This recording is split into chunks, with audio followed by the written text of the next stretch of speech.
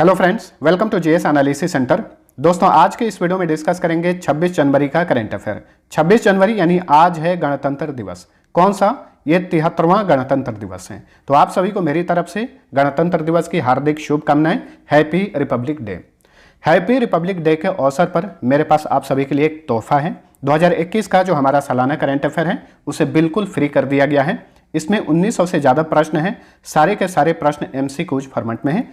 इस वीडियो के डिस्क्रिप्शन से आप बिल्कुल फ्री में इस पीडीएफ को डाउनलोड कर सकते हैं। दोस्तों, आप सभी लोग मेरे चैनल को ऐसे ही सपोर्ट करते रहिए। मैं बिल्कुल फ्री में आप सभी को यहाँ पे कंटेंट प्रोवाइड कराऊंगा, चाहे वो मंथली करंट अफेयर हो, छमाही हो या फिर सालाना करंट अफेयर हो।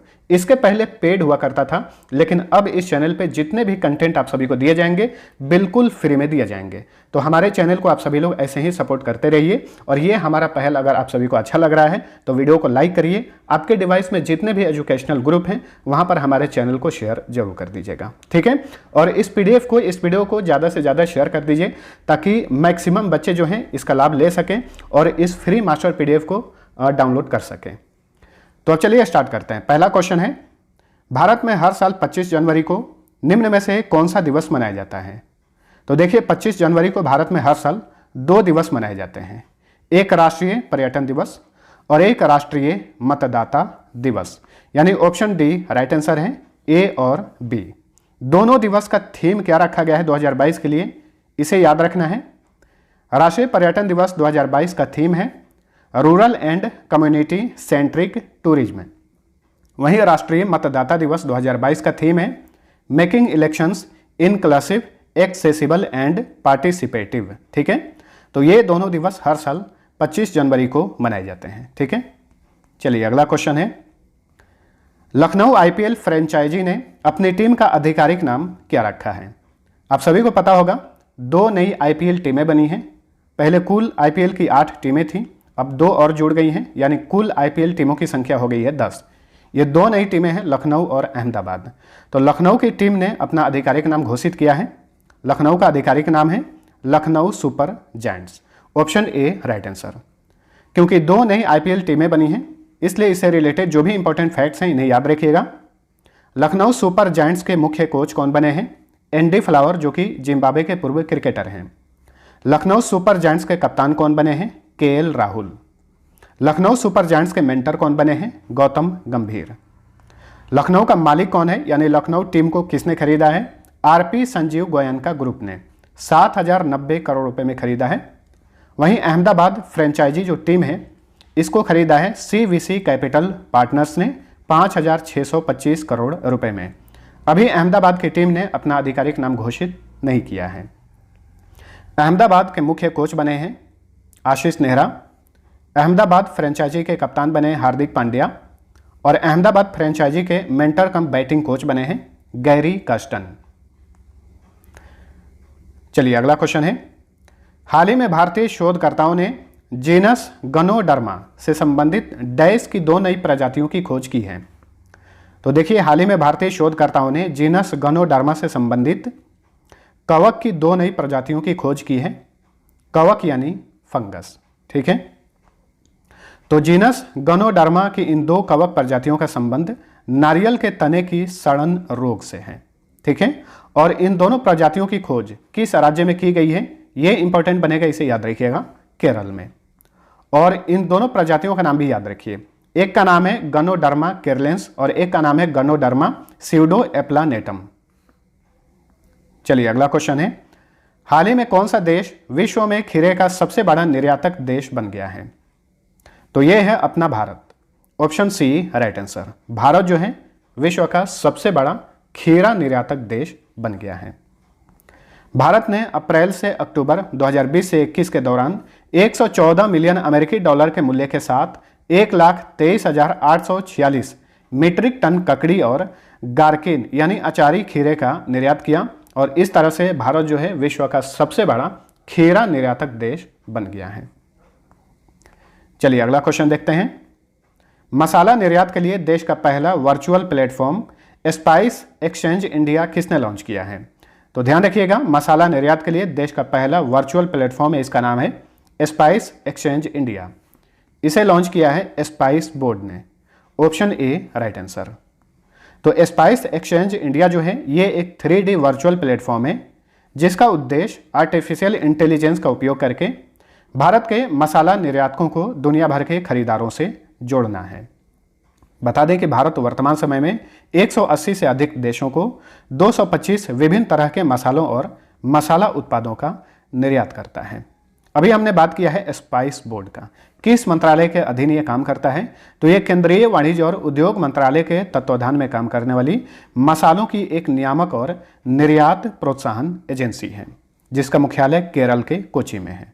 और ध्यान रखिएगा, मसाला उत्पादन में अग्रणी राज्य कौन सा है, यानी सबसे अधिक मसालों का उत्पादन किस राज्य में किया जाता है, केरल में।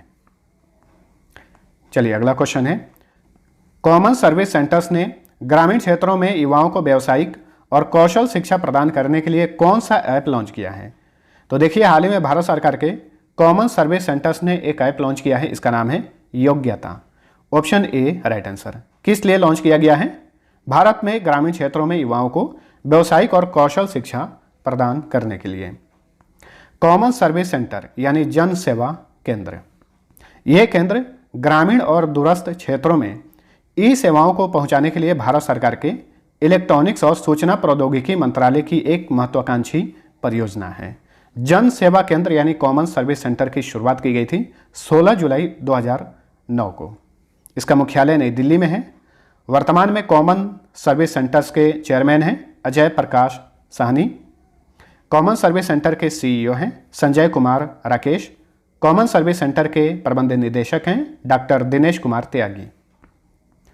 चलिए अगला क्वेश्चन, किस राज्य में गरीबों एवं वंचित समूहों को सामाजिक सुरक्षा वाली योजनाओं का लाभ प्रदान करने के लिए विश्व बैंक ने 12.5 करोड़ डॉलर यानी 125 मिलियन डॉलर ऋण की स्वीकृति दी है। ये करीब होता है 1000 करोड़ रुपए के बराबर।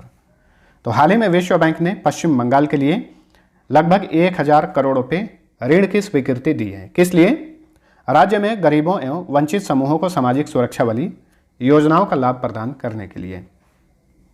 विश्व बैंक की बात करें यानी वर्ल्ड बैंक, इसको शुरुआत में international bank for reconstruction and development के नाम से जाना जाता था। विश्व बैंक की स्थापना 1944 में संयुक्त राष्ट्र के ब्रेटन वुड्स सम्मेलन में की गई थी। मुख्यालय वाशिंगटन डीसी में है। वाशिंगटन डीसी में ही अमेरिकी अंतरिक्ष एजेंसी नासा और इंटरनेशनल मॉनेटरी फंड का मुख्यालय है। विश्व बैंक के वर्तमान में अध्यक्ष हैं डेविड मलपास।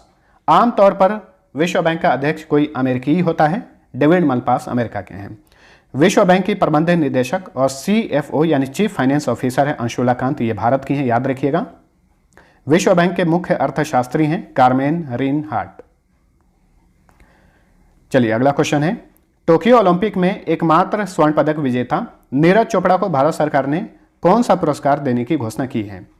तो देखिए हाल ही में भारत सरकार ने गणतंत्र दिवस के अवसर पर टोक्यो ओलंपिक में एकमात्र स्वर्ण पदक विजेता नीरज चोपड़ा को परम विशिष्ट सेवा मेडल देने की घोषणा की है। Option C right answer. अब आप समझ रहे होंगे कि इन्हें परम विशिष्ट सेवा मेडल क्यों दिया जाएगा, क्योंकि ये तो खिलाड़ी हैं। देखिए नीरज चोपड़ा जो हैं ये भारतीय सेना में एक अधिकारी भी हैं। तो हरियाणा के नीरज चोपड़ा जो हैं ये वर्तमान समय में इंडियन आर्मी के राजपुताना राइफल्स में सूबेदार पद पर कार्यरत हैं। अब इन्हें परम विशिष्ट सेवा मेडल दिया जाएगा। इसके पहले इन्हें विशिष्ट सेवा मेडल दिया जा चुका है। इस साल इन्हें परम विशिष्ट सेवा मेडल दिया जाएगा। नीरज चोपड़ा ने इस बार के टोक्यो ओलंपिक में भाला फेंक में यानी जेवलिन थ्रो में कितना मीटर थ्रो के साथ स्वर्ण पदक जीता, 87.58 मीटर के साथ इन्होंने स्वर्ण पदक जीता। और हाल ही में टाटा AIA लाइफ इंश्योरेंस और प्लांट बेस्ड मीट कंपनी है गुड डॉट, इसने नीरज चोपड़ा को अपना ब्रांड एम्बेसडर नियुक्त किया है। चलिए अगला क्वेश्चन, केंद्र सरकार ने 73वें गणतंत्र दिवस के अवसर पर कितने पुलिस कर्मियों को उनके शौर्य के लिए यानी वीरता के लिए पुलिस पदक देने की घोषणा की है। तो देखिए हाल ही में भारत सरकार ने 73वें गणतंत्र दिवस के अवसर पर कुल 939 पुलिस कर्मियों को उनके बहादुरी और वीरता के लिए पुलिस पदक देने की घोषणा की है। तो option A right answer. In 939 gallantry awards में 189 को पुलिस मेडल, विशिष्ट सेवा के लिए 88 को राष्ट्रपति का पुलिस मेडल और 662 पुलिस को सराहनीय सेवा के लिए पुलिस मेडल दिया जाएगा। ठीक है, और इसमें सबसे अधिक जम्मू कश्मीर के पुलिस कर्मियों को शौर्य के लिए 115 पुलिस पदक प्रदान किए जाएंगे। चलिए अगला क्वेश्चन देखते हैं। नवीनतम पुस्तक द एंजल्स ऑफ कैलाश किसने लिखी है? तो देखिए ये पुस्तक हाल ही में लॉन्च हुई है, द एंजल्स ऑफ कैलाश। इसकी लेखिका हैं Shubira Prasad. Option B right answer. और ये जो पुस्तक है ये द डेमन्स ऑफ जैत्राया का दूसरा खंड है, जिसकी लेखिका हैं शुबीरा प्रसाद। नेक्स्ट, पर्यटन के क्षेत्र में ग्रामीण महिलाओं और युवाओं को सशक्त बनाने के उद्देश्य से किस राज्य की सरकार ने अपना कांगड़ा ऐप लॉन्च किया है? तो अपना कांगड़ा नामक ऐप लॉन्च किया है हिमाचल प्रदेश की सरकार ने। हिमाचल प्रदेश के मुख्यमंत्री हैं जयराम ठाकुर। उन्होंने हाल ही में इस ऐप को लॉन्च किया। किस लिए? पर्यटन के क्षेत्र में ग्रामीण महिलाओं और युवाओं को सशक्त बनाने के उद्देश्य से। देखिए हिमाचल प्रदेश ने 25 जनवरी 2022 को अपना 52वां स्थापना दिवस मनाया। याद रखिएगा 25 जनवरी 2022 को किस राज्य ने अपना 52वां स्थापना दिवस मनाया? हिमाचल प्रदेश ने। अब हिमाचल प्रदेश से रिलेटेड जो भी टॉप करंट अफेयर बने हैं इनका फटाफट रिवीजन कर लीजिए। हाल ही में हिमाचल प्रदेश ने 20वां विजय हजारे ट्रॉफी 2021-22 का खिताब जीता।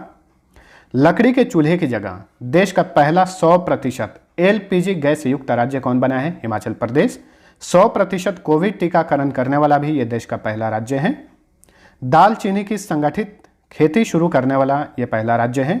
हिमाचल प्रदेश के लाहौल स्पीति जिले के काजा में विश्व का सबसे ऊंचा इलेक्ट्रिक चार्जिंग स्टेशन स्थापित किया गया है। हिमाचल प्रदेश में ही दुनिया की सबसे लंबी राजमार्ग सुरंग अटल सुरंग का उद्घाटन किया गया। इसकी लंबाई है 9.02 किलोमीटर। हिमाचल प्रदेश के चंबा चप्पल और लाहौली जुराबो दस्तानों को GI टैग दिया गया हाल ही फिलहाल में। विलुप्त हो रहे जल स्रोतों के जीर्णोद्धार के लिए यहाँ की सरकार ने एक योजना लॉन्च किया है, इसका नाम है पर्वत धारा योजना। अब हिमाचल प्रदेश का मैप देखिए दोस्तों। डेली जब भी राज्य का बात चलता है तो कम से कम एक राज्य का हम लोग क्विक रिवीजन करते हैं, तो आप लोग रिवीजन जरूर करिएगा। राज्य से रिलेटेड जितने भी जीके के फैक्ट्स होते हैं अक्सर एग्जाम्स में पूछे जाते हैं। हिमाचल प्रदेश अपनी सीमा भारत के 4 राज्यों से शेयर करता है। ये राज्य हैं उत्तराखंड, उत्तर प्रदेश, हरियाणा और पंजाब। 2 केंद्र शासित प्रदेश से भी ये अपनी सीमा शेयर करता है, लद्दाख और जम्मू कश्मीर से। हिमाचल प्रदेश का गठन हुआ था 25 जनवरी 1971 को, तो 25 जनवरी 2022 को इस राज्य ने अपना 52वां स्थापना दिवस मनाया। जिलों की संख्या 12 है। 2 राजधानियां हैं हिमाचल प्रदेश की। शिमला समर कैपिटल है, धर्मशाला विंटर कैपिटल है। CM है जयराम ठाकुर, गवर्नर है राजेंद्र अर्लेकर। यहाँ के चीफ जस्टिस हैं मोहम्मद रफीक। हिमाचल प्रदेश का हाई कोर्ट शिमला में है। हिमाचल प्रदेश में लोकसभा सीट की संख्या 4, राज्यसभा सीट 3, विधानसभा सीट की संख्या 68 है। यहाँ का राजकीय पशु है हिम तेंदुआ, राजकीय पक्षी जुजुराना, राजकीय वृक्ष हिमालयी देवदार, राजकीय फूल गुलाबी बुरांस। धमान, छपेली, महाथू, नटी, डांगी, डंडानाच, चंबा, नाती, कयांगमाला यहाँ के प्रमुख लोक नृत्य हैं यानी फोक डांस हैं। Great Himalayan national park, Pin valley national park, Inder Kila national park, Khirganga national park तथा सिंबल बारा नेशनल पार्क सारे हिमाचल प्रदेश में हैं। Pandoh dam, Larji dam, Pong dam Beas नदी पर है। भाखड़ा नांगल डैम, कोल डैम और नथपा झाकरी डैम ये सतलुज नदी पर है। चमेरा डैम रावी नदी पर है। गुड्डी, कनोरा तथा लाहौली यहाँ के प्रमुख ट्राइब्स हैं। यहाँ पे कुछ प्रमुख दर्रे पाए जाते हैं यानी पास, शिप किला दर्रा, रोहतांग दर्रा तथा बड़ा लाचा दर्रा। चलिए अगला क्वेश्चन है। हिमाचल प्रदेश के लाहौल स्पीति के काजा में संपन्न 9वीं राष्ट्रीय महिला आइस हॉकी चैंपियनशिप का खिताब किसने जीता है? तो देखिए अभी मैंने आप सभी को बताया है कि हिमाचल प्रदेश के ही लाहौल स्पीति जिले के काजा में दुनिया का सबसे ऊंचा इलेक्ट्रिक चार्जिंग स्टेशन स्थापित किया गया है और हाल ही में यहाँ पर 9वीं राष्ट्रीय महिला आइस हॉकी चैंपियनशिप का आयोजन भी किया गया और इसका खिताब जीता लद्दाख ने। Option C right answer. तो यहाँ पर पहली बार राष्ट्रीय स्तर की प्रतियोगिता का आयोजन किया गया था। तो ये है 9वीं राष्ट्रीय महिला आइस हॉकी चैंपियनशिप। इसका खिताब जीत लिया है लद्दाख ने। ठीक है, लद्दाख भारत का केंद्र शासित प्रदेश है। केंद्र शासित प्रदेश के रूप में ये अस्तित्व में आया 31 अक्टूबर 2019 को। यहाँ के लेफ्टिनेंट गवर्नर हैं RK माथुर। सिंधु, श्योक और नुब्रा नदी घाटियाँ लद्दाख के लेह जिले में स्थित है। ध्यान रखिए लद्दाख में 2 जिले हैं, लेह और कारगिल। वहीं सुरू, द्रास और जांस्कर नदी घाटियां ये कारगिल जिले में स्थित हैं। लद्दाख का राजकीय पशु है हिम तेंदुआ। लद्दाख का राजकीय पक्षी है काली गर्दन वाला सारस। लद्दाख में ही स्थित है तसोकर झील। इसे दिसंबर 2020 में भारत के 42वें रामसर स्थल के रूप में मान्यता दी गई थी। जबरू नृत्य है यहाँ का, काफ़ी प्रसिद्ध नृत्य है ये लद्दाख का। तो दोस्तों ये था हमारा आज का करंट अफेयर। वीडियो पसंद आया है तो लाइक और शेयर जरूर करना। अब चलिए पिछले क्लास का क्विक रिवीजन कर लीजिए। पहला क्वेश्चन है 24 जनवरी 2022 को किस विषय के साथ अंतर्राष्ट्रीय शिक्षा दिवस मनाया गया? अंतर्राष्ट्रीय शिक्षा दिवस 2022 का थीम है changing course transforming education. ICC ने साल 2021 के लिए किसे women's cricketer of the year के लिए राचेल हेहो फ्लिंट ट्रॉफी से सम्मानित किया है? स्मृति मंधाना को। और याद रखिएगा इसी के साथ स्मृति मंधाना 2 बार women's cricketer of the year का खिताब जीतने वाली भारत की पहली और विश्व की दूसरी महिला क्रिकेटर बन गई हैं। 2021 के लिए ICC men's cricketer of the year के लिए सर गारफील्ड सोबर्स ट्रॉफी किसने जीता है? पाकिस्तानी क्रिकेटर शाहीन अफरीदी ने। नेताजी रिसर्च ब्यूरो ने जापान के किस पूर्व प्रधानमंत्री को नेताजी पुरस्कार 2022 से सम्मानित किया है? शिंजो आबे को। इन्हें भारत सरकार ने 2021 में भारत सरकार का दूसरा सर्वोच्च नागरिक पुरस्कार है पद्म विभूषण, तो इन्हें पद्म विभूषण से सम्मानित किया गया था। केंद्र सरकार ने इंडिया गेट से अमर जवान ज्योति को स्थानांतरित करके वहां किसकी प्रतिमा स्थापित करने की घोषणा की है? सुभाष चंद्र बोस की। हाल ही में सुभाष चंद्र बोस की 23 जनवरी को 125वीं जयंती मनाई गई, इसे भी याद रखिएगा, ठीक है। चलिए अगला क्वेश्चन है। और इन्हीं के जयंती के अवसर पर हर साल सुभाष चंद्र बोस आपदा प्रबंधन पुरस्कार भी दिया जाता है। 2022 के व्यक्तिगत श्रेणी के विजेता कौन बने हैं? प्रोफेसर विनोद शर्मा, ठीक है। हाल ही में किस देश की मेजबानी में चौथा बाघ संरक्षण पर एशियाई मंत्री स्तरीय सम्मेलन का आयोजन किया गया? मलेशिया की मेजबानी में इसका आयोजन किया गया। और इस सम्मेलन में भारत का प्रतिनिधित्व किसने किया? केंद्रीय पर्यावरण मंत्री भूपेंद्र यादव ने। महिला एकल वर्ग में Syed Modi international badminton tournament 2022 का खिताब किसने जीता? हैदराबाद की पीवी सिद्धू ने। किस राज्य की सरकार ने यूरोपीय शहरों की तर्ज पर सड़कों का सौंदर्यीकरण परियोजना शुरू की है? दिल्ली सरकार ने। 20वें ढाका अंतर्राष्ट्रीय फिल्म महोत्सव में एशियाई फिल्म प्रतियोगिता खंड में किस भारतीय फिल्म ने सर्वश्रेष्ठ फिल्म का पुरस्कार जीता? कुझांगल फिल्म ने, यह तमिल फिल्म है। वर्ष 2022 के लिए कितने बच्चों को प्रधानमंत्री राष्ट्रीय बाल पुरस्कार 2022 से सम्मानित किया गया है? 29 बच्चों को। वहीं 2021 के लिए कितने बच्चों को यह पुरस्कार दिया गया है? कुल 32 बच्चों को। भारत का पहला एवीजीसी सेंटर ऑफ एक्सेलेंस कहां पर स्थापित किया गया है? कर्नाटक की राजधानी बेंगलुरु में। भारत की पहली पैरा बैडमिंटन एकेडमी किस शहर में स्थापित की गई है? उत्तर प्रदेश की राजधानी लखनऊ में। दोस्तों अब पिछले क्विज का आंसर जान लीजिए। पहला क्वेश्चन था आधारभूत साक्षरता सूचकांक 2021 में बड़े राज्यों में कौन पहले स्थान पर है? राइट आंसर था ऑप्शन ए पश्चिम बंगाल। दूसरा क्वेश्चन था 14 से 16 दिसंबर 2021 को प्राकृतिक कृषि और खाद्य प्रसंस्करण पर राष्ट्रीय शिखर सम्मेलन का आयोजन कहां पर किया गया था? गुजरात के आनंद में इसका आयोजन किया गया था। अब चलिए आज का पहला क्विज है। 18 दिसंबर 2021 को किस विषय के साथ अंतर्राष्ट्रीय प्रवासी दिवस मनाया गया? दूसरा क्वेश्चन है तमिलनाडु सरकार ने हाल ही में किस गीत को राज्य गीत घोषित किया है? दोनों क्वेश्चन का आंसर नीचे कमेंट करके बताइए। मिलते हैं अगले वीडियो में, तब तक के लिए टेक केयर।